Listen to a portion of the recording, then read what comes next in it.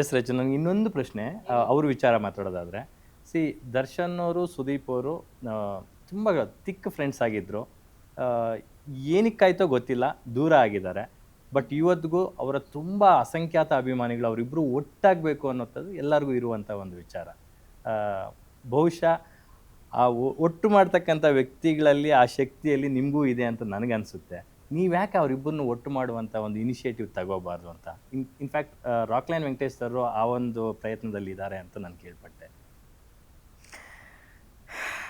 ಕೆಲವೊಂದು ವಿಷಯಗಳು ಅವರ ವೈಯಕ್ತಿಕವಾಗಿರುವಂಥ ವಿಷಯಗಳು, ಆ್ಯಂಡ್ ಅದನ್ನು ಎಫರ್ಟ್ ಅವರೇ ಹಾಕಬೇಕಾಗತ್ತೆ.